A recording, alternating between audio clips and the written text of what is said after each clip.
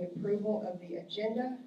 And I believe there are 2 items you want to add to the agenda before we approve it. Is that correct, Ms. Maria? 1 or 2 items? Yes, I would like to ask the board if they would add an item somewhere on the agenda to discuss our October board meeting.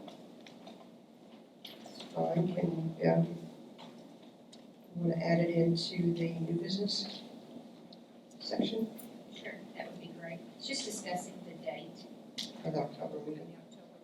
October meeting. Okay. Anything else? Okay. Any discussion regarding the addition to the agenda? Hearing none, I'll look for a motion to approve the agenda as listed with the addition. Thank you, Ms. Tracy. I'll second that. All in favor say aye. Any opposed? Motion carried. Moving on to student and staff recognition, Ms. Morgan.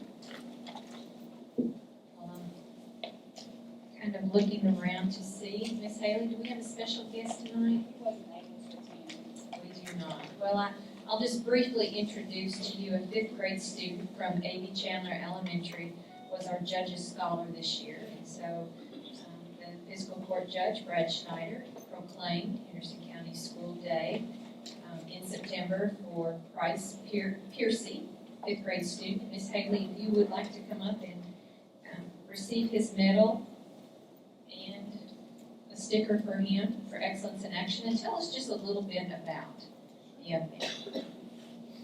For you guys that don't know Price, he is obviously an amazing student, or else he wouldn't have been chosen, but he is definitely a leader inside and outside the classroom. Always gives 110% in anything he does, whether it be academics or extracurricular. He's a role model for his fellow students and just a wonderful student all around. Thank you. Madam Chair, members of the board, that concludes our student staff recognition this evening. Okay. And moving on to Attendance Awareness Month, we have a proclamation to read. And as you said, Madam Chair, September is high attendance. It's a month that we stress to our students across the district how important attendance is at school every day and to be there on time. And the State Department has designated September 20th as High Attendance Day across the state. There's a competition among all schools in Kentucky to see who can have the highest attendance rate. And we take advantage of that opportunity to teach our students that that is definitely a life skill. That is practically number 1 on our employers in Henderson County that they say that they want to see our kids graduate with is their intent and work ethic, that attendance is important and to work every day and on time. And so this proclamation just speaks to what we believe in as far as attendance in the Henderson County schools. From the Henderson County Board of Education, proclamation of September as Attendance Awareness Month. Whereas good attendance is essential to student achievement and graduation, we are committed to dedicating our resources and attention to reducing chronic absenteeism rates with a focus starting as early as pre-kindergarten and kindergarten. Whereas chronic absence, missing 10% or more of school for any reason, including excused and unexcused absences, or just 2 or 3 days a month, is a proven predictor of academic trouble and dropout rates. Whereas academic absence is now required reporting metric under the federal Every Student Succeeds Act, and whereas improving attendance and reducing chronic absence takes commitment, collaboration, and tailored approaches to particular challenges and strengths in each community. Whereas chronic absence predicts lower 3rd grade reading proficiency, course failure, and eventual dropout, it weakens our community and our local economy. Whereas the impact of chronic absence hits low-income students and children of color particularly hard if they don't have the resources to make up for lost time in the classroom and are more likely to face systemic barriers to getting to school, such as unreliable transportation, lack of access to health care, and unstable and affordable housing. Whereas attendance gaps among groups of students often turn into achievement gaps that undermine student success. Chronic absence particularly exacerbates the achievement gap that separates low-income students from their peers since students from low-income families are both more likely to be chronically absent and more likely to be affected academically when missing school. Whereas absenteeism also undermines efforts to improve struggling schools, since it is hard to measure improvement in classroom instruction if students are not in class to benefit from them. Whereas schools and community partners can reach out more frequently to absent students to determine what barriers they face to attending school and what would help them attend more regularly. Whereas healthcare providers can share the importance of school attendance with families and can offer proactive preventative care to reduce absences. Whereas schools and districts must do more to track, calculate, and share the data on how many students are chronically absent so that we can see attendance gaps and can deliver the right interventions to the right students. Whereas students, even those who show up regularly, are affected by chronic absence because teachers must spend time reviewing for students who miss lessons. Whereas chronic absence can be significantly reduced when schools, families, and communities work together to monitor and promote good attendance and address hurdles that keep children from going to school. Now therefore be it resolved that as the Board of Education of Henderson County Schools, I proclaim our school district will stand with the nation in recognizing September as Attendance Awareness Month. We hereby commit to focusing on reducing chronic absenteeism to give all children an equitable opportunity to learn, grow, thrive academically, emotionally, and socially. Thank you all. Good proclamation, good stuff. Thank you.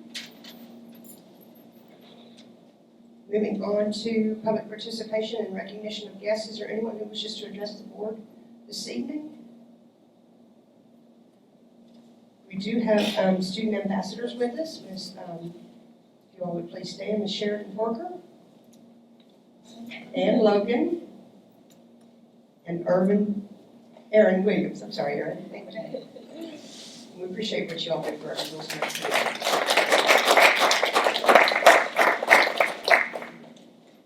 Moving on to the minutes from the prior meeting. There were 2 minutes attached September 6th. One was a public meeting and one was a special meeting. Are there any additions or changes to the minutes? Hearing none, I'll look for a motion to approve the minutes as listed. Thank you, Mr. West. Do I hear a second? Second. Thank you, Ms. Tracy. All in favor say aye. Aye. Any opposed? Motion carried. Thank you. Performance contract presentations. Sure, Madam Chair, members of the board, last week we anticipated that we would have 2 presentations tonight to see, and we also then received notification that Performance Services sent a certified letter requesting an extended period of time in which I communicated to them that the deadline in the RFP was on September 18th. And so this evening we only have 1 performance contract presentation scheduled, and that is Kershaw Train. They were scheduled to be here at 6:30 to 6:40-ish to start their presentation. So if it's okay, with the attorney, we just continue on down our agenda, and I'll kind of watch for when they come in, and we can pause at that point to then have Kershaw Train work on their presentation. Is that okay with everyone? Wes? Question, Question? Yes, sir. does that mean PSI is disqualifying themselves as the, Yes, sir. I would understand it to be that way unless as a board you all want so to the only one that would have filled the request for the proposal would be Kershaw Trainers? Yes, sir. And they did deliver a box with notebooks. We opened it at 2 o'clock today and went through the contents and scored the rubric as we should, and then brought the rest of the rubric to you all along with the notebooks. I'm sure they'll use them as they go through their presentation. So, yes, sir, I would anticipate that we only have 1 to review. Saves time, and The PSI did tell you that if they could not have the additional time, that they would not enter the bid, correct? Correct? And I brought a copy of the letter too. Okay. Okay, so we'll just move on, and when they do show up, we can insert them in here. So moving on to old business, LPC District Facilities Plan, Mr. Steve? Yes, ma'am. I think you have a copy of the approved LPC plan that we have submitted to KDE, got some adjustments, and then re-met after submitting their suggestions back to them. And you have the approved LPC facilities plan in front of you there. We started this process somewhere around middle of January, and have gotten to this point where we found we at least have $132,434,893 worth of need. It's on, I think, page 6 or so, somewhere around in there. But you will see the things that we suggest from the LPC committee. Probably one of the main issues is that the first thing that we need to tackle is Jefferson Elementary, and then from there, after we start on Jefferson, we can complete any other project that's in that second tier, and that's at the board discretion, whichever one they would like to move on, and whichever one comes up as the biggest need. So we're just asking for your approval to send that to KDE. And then also, one other thing that we'll need to do is before we finish, we have to appoint a hearing officer, and if you will, I'd like to submit my name and Butch Canty's name as the hearing officer for Henderson County. And if you approve the LPC suggested plan tonight, we'll send that to KDE. KDE then will send a response to have us have a one more public hearing, and we will take any comments there, report it back to the board, and then from that point, it will go back to KDE. Did you say appoint you? Did I hear Butch Canty's name in there? Butch Canty has been working with us all the way through, and he has a little more experience in doing the public hearings than I do. So he suggested that we both get named as hearing officers for that evening. That's what I'm looking to. Does that need to be in a separate motion from the approval from the LPC? Okay, Robert Checker, I guess, it means. Okay. I want to make sure I understand this one correctly. You said that Jefferson, the work that we'll do on Jefferson has to be begun? Has to be started, by the way it's listed, it'll have to be started, and then from that point on, you You can. can work on the rest of the list. We want to give as much leeway to the board as possible on those things. So by listing the one area that we knew was a priority there, then everything else we can decide together. And we probably need to make clear, because we're talking about buildings, we probably need to make clear to our public that this does not in any way stop or hinder the projects that we are already working on and we're already using our level for, correct? Correct. Yes, sir. Those have already been in place or are going forward, so we're not stopping just because this new LPC thing comes out and says Jefferson's on the list first. We're still proceeding with that, At any right? time too, over this plan will be good for the next 4 years, but at any time through that 4 years, if there's a suggestion from the board, all we have to do is call the LPC back together to consider that, and then we go forward. Work forward, okay, that's fine. Board members, does anyone have any questions regarding this facilities plan? Mr. West? No? Ms. Tracy? Mr. Mike, I figured if you had a question, you'd already got it resolved, right? I don't have any questions at all. Seems how you were in the middle of it, right? Yeah. Okay, so I will look for a motion to approve the revised facility plan for September 2017. Do I hear that motion? I'll be glad to make that motion, Mr. Chair. Thank you, and I'll second that. All in favor say aye. Aye. Any opposed? Motion carried. I'll also look for a motion to appoint Steve Steiner and Butch Canty as hearing officers. for I'll this make that facility. motion too. Thank you. Do I hear a second? Thank you, Ms. Tracy. All in favor say aye. Aye. Any opposed? Motion carried again. Thank you. Moving on to revised BG1 forms. Ms. Cindy. Hopefully, this is the last time you'll see these RPGs. Got to memorize them. Yeah. It's the exact same form she approved at the September sixth meeting. The only change is splitting the difference of the bid packet out into general fund cash. So anything that was above the original BG is now gonna be paid for general fund cash, so that's the only change. Any questions regarding that motion? I'll make the motion. Thank you. I'll approve it. I'll second it. All in favor, say aye. Aye.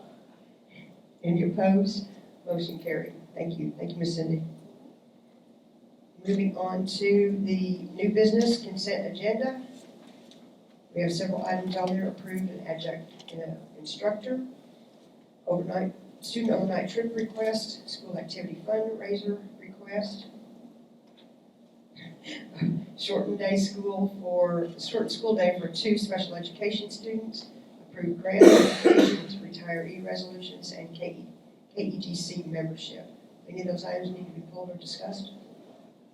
I'll make the motion, we, accept the consent agenda as presented, please. Thank you, Mr. Mike. Do I hear a second? Second. Thank you, Ms. Tracy. All in favor say aye. Aye. Any opposed? Motion carried. Thank you. Okay. We also need to include the discussion regarding the October board meeting, which is part of our new business agenda. So, Ms. Morgan, I'm going to leave that with you for a moment. Sure, I just would like to request if you all would consider or entertain the idea of our regular board meeting, changing our regular board meeting. It is scheduled for October 16th and wanted to know if you all would be available to schedule that on reschedule that on the 23rd. I'll tell you right now, I'll make that motion, because me and Wes are gonna be in Florida the week before that, and we won't have time to study. Okay.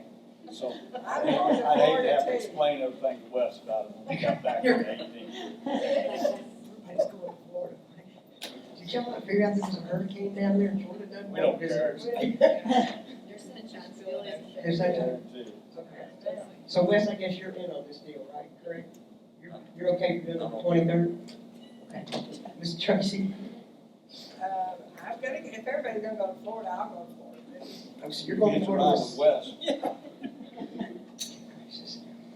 Okay, so I'll look for a motion that we change the Henderson County Board of Education regular October board meeting from October 16th to a special called board meeting for October the 23rd, I'll make that motion.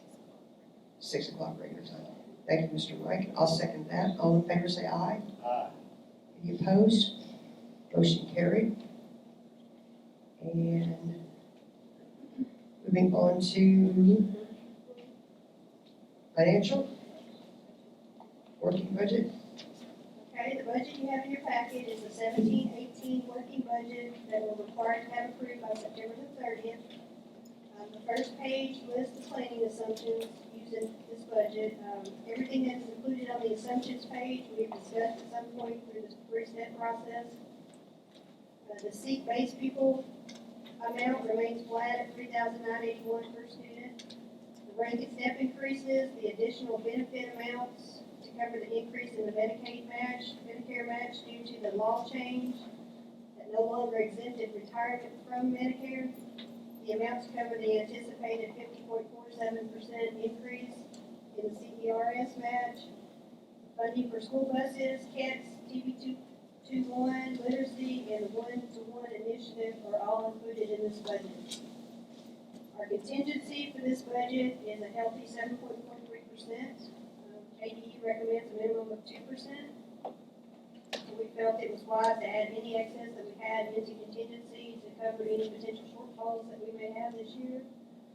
I'm sure you're aware that along with the news of the $954,000 potential increase in our contributions to CERS, there's also an anticipated 17.4% reduction in state allocations due to the $69 million cut to KDE to help them address the $200 million state budget shortfall. Mrs. Stanley has asked our principals to put a freeze on spending in the areas where we think may be affected. This would include our flex focus funds, which are state grants that fund PD, preschool, ESS, school safety, and instructional resources.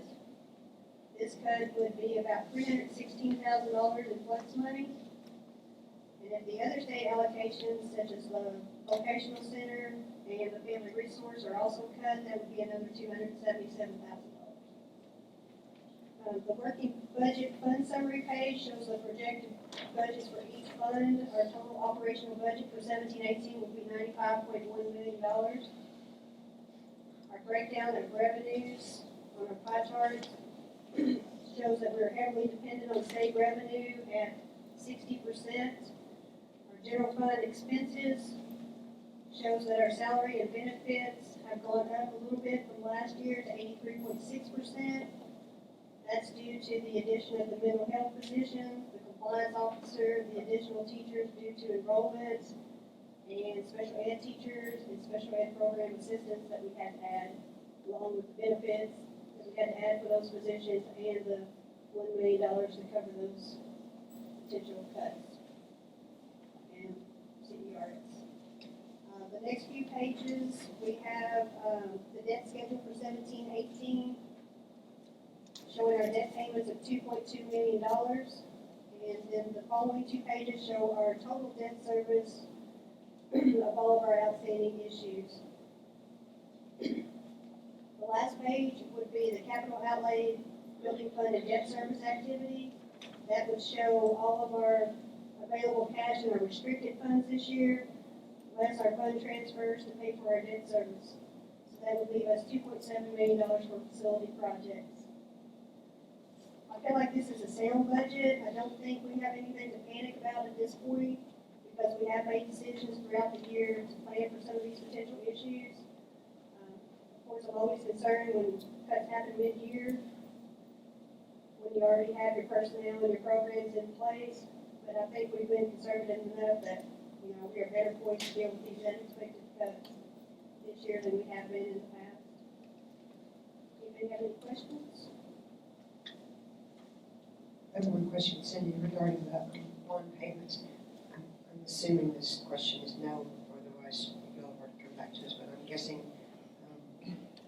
all of those have been taken back down to the lowest interest rate we could possibly get. I know we've refinanced these several times, but Joe Nance watches that. watches it pretty closely. Okay, the last time we did it 2 years ago, we refinanced it, okay. Just looking to see if there's any dimes that could be saved. Okay, does anyone have any questions or comments regarding this budget? Mr. Mike? I don't have any questions. Ms. Tracy? Mr. West? No? Well, it's well put together budget. It's well put together budget, yes it is. And it always seems that, right at the last minute, we get this, well, you're gonna cut this, you're gonna cut that. And it was, and through. Yes, we do. We appreciate your hard work to keep us on track, Cindy. Anyone in the community has an issue with cuts being made, they need to address those to the legislatures, not us. Okay, so we need to approve this working budget, yes, ma'am? Okay. So I look for a motion, we approve the working budget for 2017-2018 as listed by Ms. Cindy Cloutier.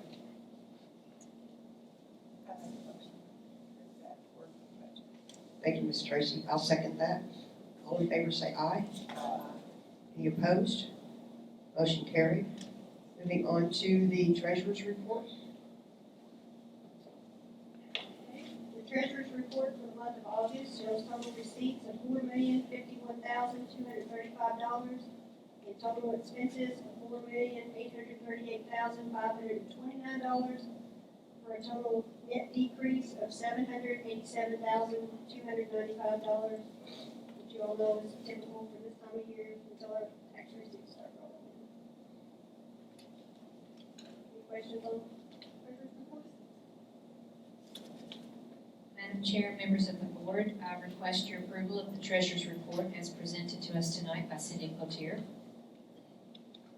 Any questions? Hearing none, I'll look for a motion to approve the financial statement as listed. I make that motion. Thank you. Wes, can you second that? Thank you, sir. All in favor say aye. Aye. Any opposed? Motion carried. Moving on to the paid warrant report. The paid warrant report covers the period of August 22nd through September the 18th. It includes total payments from all funds of $2,984,201.39. Majority of them, once again, are spots bill related. Any questions on the paid warrant?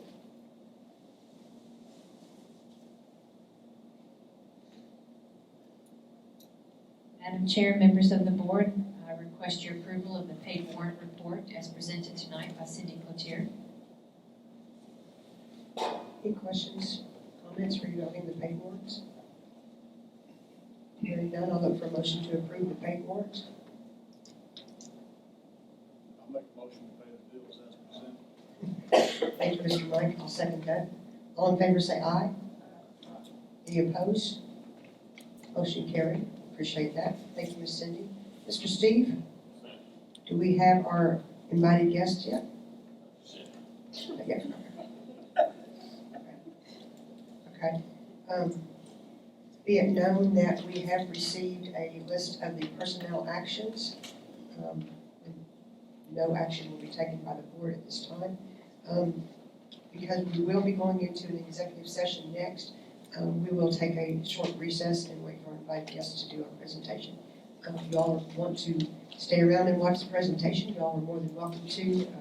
If not, you're free to go, and we appreciate your coming. Thank you very much. We'll recess for Principals and central office folks, that means you. our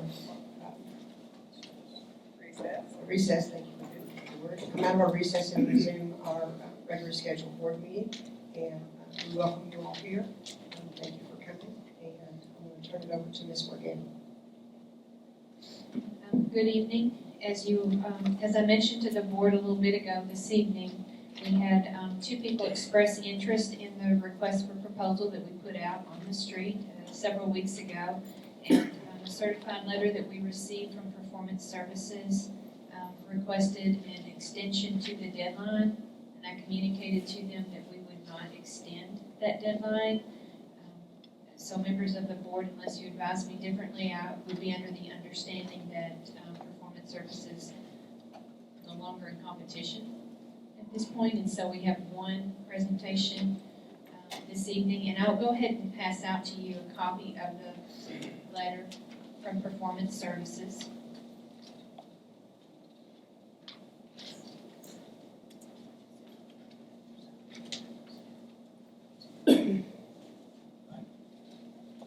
And then this afternoon, also at 2 o'clock, we opened a box from Hershaw Train, which had several binders in it. Steve Steiner, Cindy Cloutier, and myself took a rubric that we developed and went through the print materials and scored the top part. I'm sending a rubric your way.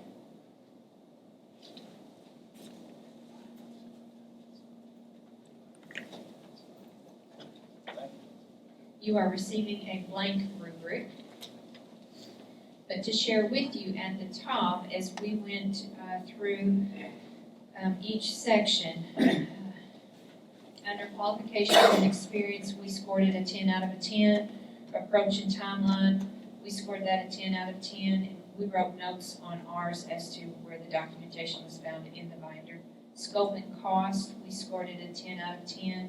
Cost savings, we scored it a 10 out of 10. So out of 40 points, Hershaw Train fared very well, and we received 40 out of 40 points. The 60 points is left up to you all, and you have the rubric in front of you there. And of course, if there's any questions, they're here as well to answer those questions this evening. So, Madam Chair and members of the board, I'll turn it back over to you and let Hershaw Train, give their presentation. Thank you. Mr. Chris, Okay, do you all need the overhead? I don't think so. We're good? Okay. I just handed out the presentation we'll go through here in just a moment, but I first would like to thank the board and Henderson County Schools for the partnership we've had with you for over 20 years. It's been a pleasure working with you, and we hope to, continue continue that partnership with this project. I know Mr. Ross has been a lot of help to our team, and so I wanted to first thank you and thank you for this opportunity. I'm going to kind of introduce our team here. To my far left is Dale Toms. Dale's our project manager. Ryan Gibbons is the operations leader in our Evansville office.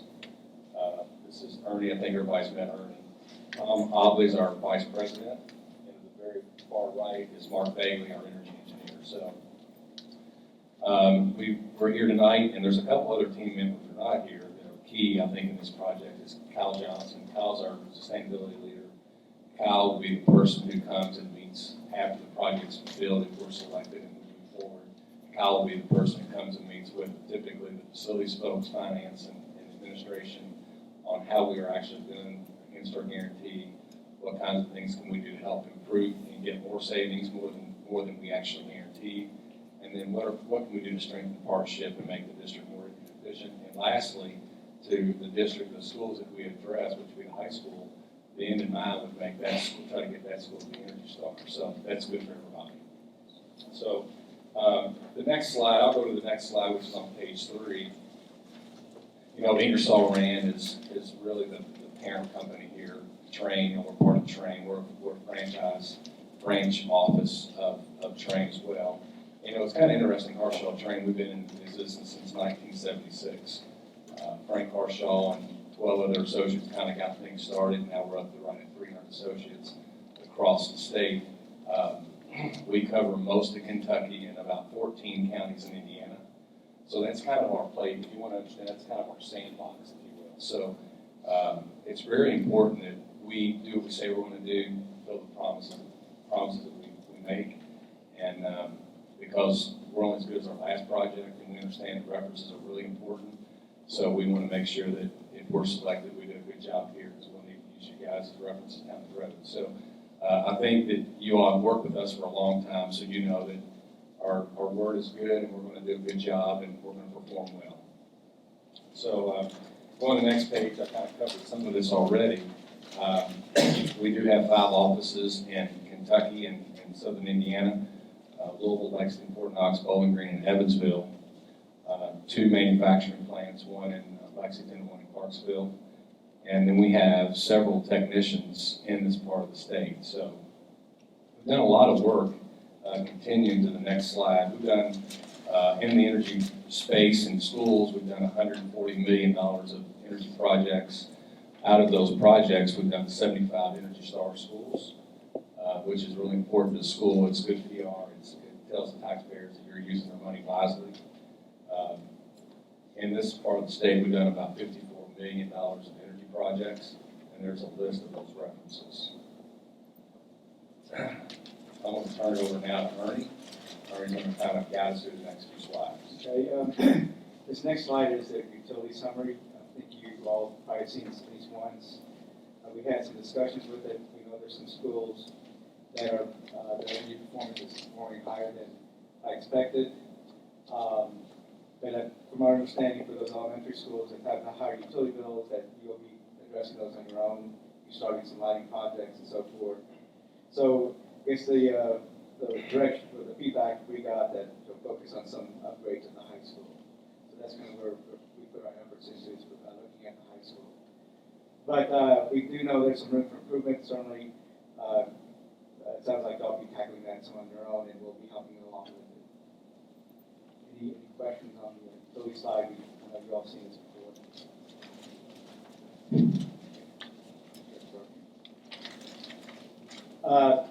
The next page is page 7. You've seen this also before. That as part of our proposal, we're going to be looking at water conservation retrofits. Looking at making the toilets, the urinals, the faucets, the kitchen sprayer, things of that nature more efficient. So just the things in red, we noted that the high school was higher than what probably we thought it would be, and the learning center, which is very high, and we talked to Billy about a leak there.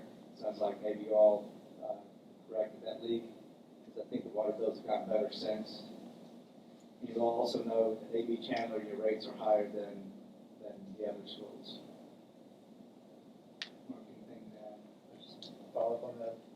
facility of the league, look at the past two bills, basically July and August, and we're down about $1,000.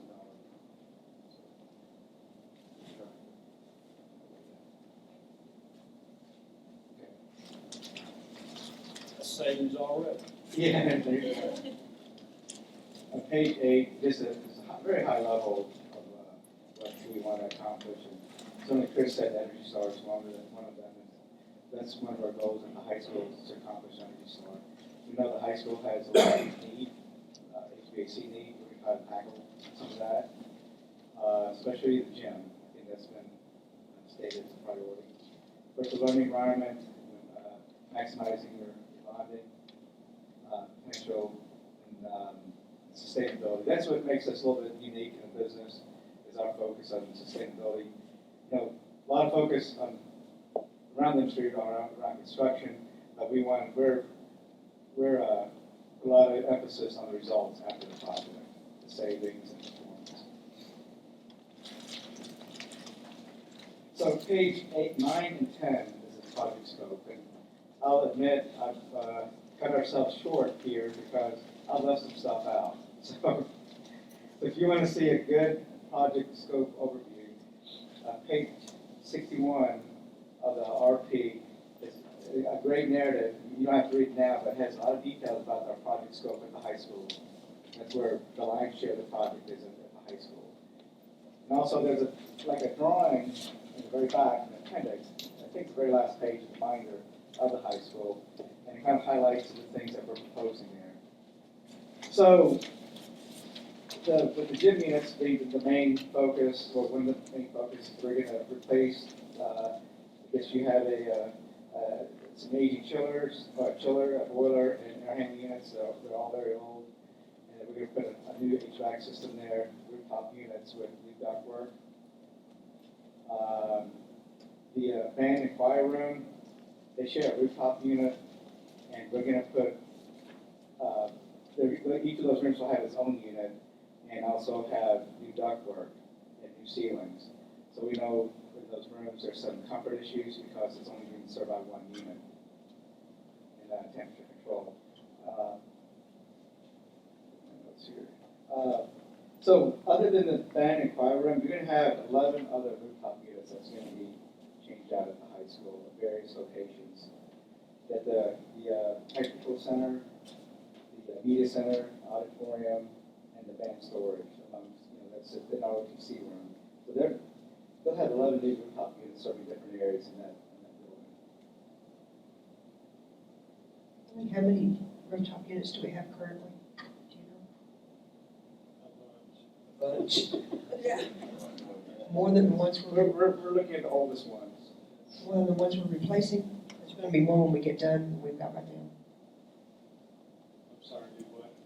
Will there be more units on the top of this when we finish with this than we have currently?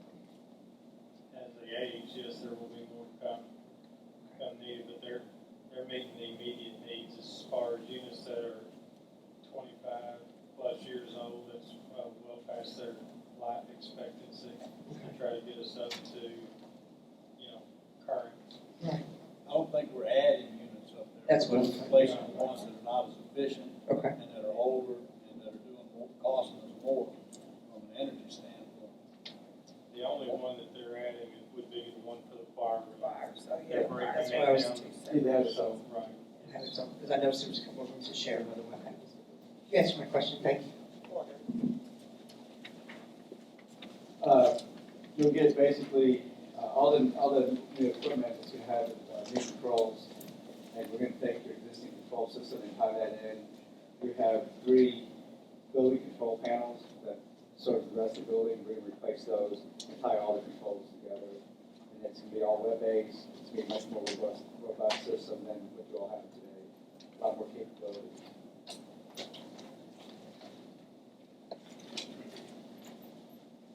So another thing on page 9 I left out completely is lighting. That's a big part of our project.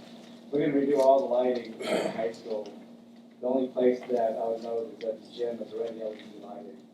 But all your major spaces, the corridor, classroom, media center, the offices, your exterior, you can have your wall packs around the building replaced, as well as your pole lights. So you'll see a big difference with lighting in the high school. And another thing I left out is building envelopes. This is a big thing in our, that would really help the building. You have about 74 exterior doors that are pretty old, and all the weather stripping and the brushings, floor brushings have pretty much worn off. And there's some doors that have, so let's say, a pretty big gap. I don't know if it's an inch wide or not, but I think it's a big gap. So we're going to put new weather stripping on those doors and new floor brushes. You have two doors that are, one is 50 years old, and one is, you have a lot of maintenance issues with. Door 12, a lot of maintenance issues, and door 18, number 18 is 50 years old. And, you know those areas? Yeah, on this diagram, Is it orange up here? Yeah, Those are handicapped, yeah, two those dots two. that are orange, this is kind of your entrance to your CPE. And that, the exterior doors on that are pretty much different than any other door you have in the facility. From my understanding, contractor who put those doors in, that there are maintenance issues with those doors on a regular basis, operational maintenance issues that have some significant expenses to it. So to get those, lower that operational expenses and get more in line with the rest of your facility as far as the door types. Change those four doors out so they're the same one here, tough line door that you have in the rest of the building. And then through that wall, the other door on the exterior here, the CPE, appears to be an original door to the building, which 40, 50 years old. So went ahead and included that in the scenario that you would break that door. If you go to page 63 in the binder, you'll see a door with a pretty good sized gap in it. That's when the Bernie speaks about the gap. That's the gaps that we're talking about. Basically, a lot of those, you have students that go between those wings, they just get a lot of use. So just over time, the weather stripping, the brushes, they just get worn out. So just wanted to help with building envelope filtration. Just address that. The other thing I'll note with the building envelope upgrade, the van and choir windows are older, they're single pane, there's no tint on them, so we propose to replace those with new windows, double pane windows. And that will help with the glare, because there's probably glare, with the type of windows you have today. And so I mentioned water conservation, we're doing that in much of the district, as well as a high school. If you turn to page 10, it's pretty much a snapshot of our scope. Only thing of significance that I left out was the building envelope upgrades at the high school. So the table is not complete. But in addition to the high school, we're looking at some other upgrades with primarily exterior lighting around many of the schools. We're also looking at variable frequency drives, pumps, your HVAC pumps at both the two middle schools. That's really to drive energy savings and efficiency. And then interior lighting at the bus garage and board office. So all the check marks in green, we're offering two options. So all the check marks in green is like project scenario 1. And then there's other color check marks, orange color, that we would add, to like another project scenario. So all the check marks are green plus the orange is a project scenario 2, a little bit larger project. So what that includes is that we're proposing a new chiller at Bengate Elementary, because that's around the same age as the A.B. Chandler old chiller. And so that's a 23-year-old chiller. Is that something you want to do? We could do that. It'd be a similar chiller that you offered at A.B. Chandler recently. The other project item I'll point out too is we included a small solar array in 3 schools. Those are the Kennedy schools at A.B. Chandler, Cairo, and Niagara. That it does provide some savings. You know, it's about a 30 kilowatt array. What it does also show is that you're good storage of energy. It's also a good educational tool. We'll also say it's probably a break-even proposition.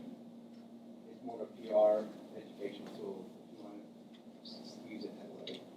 But we just want to show it's an option if you don't want to go that way. The new chiller's not PR, the new chiller's money we can save because it's as bad as even Chandler's. That's cost savings as well. It's still my folder, but we have pictures of the HVAC equipment, and the pictures are close to 1,000 words. So I'm sure we have pictures for all of you. You have your own set. You can see that the rust on the chiller at bed gates, if you want to see that as well.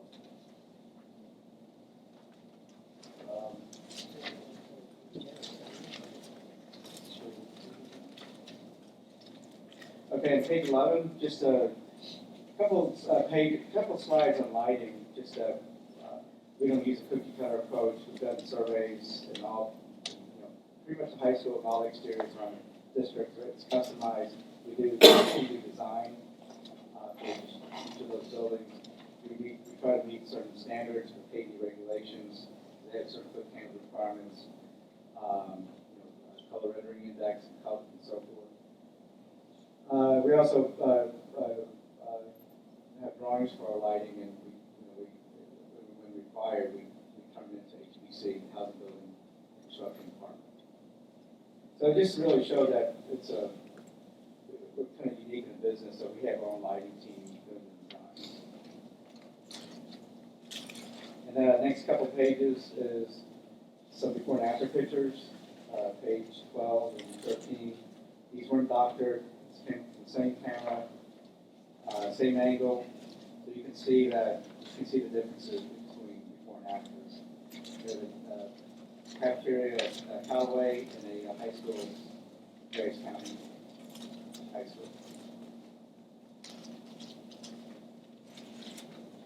Any questions on lighting?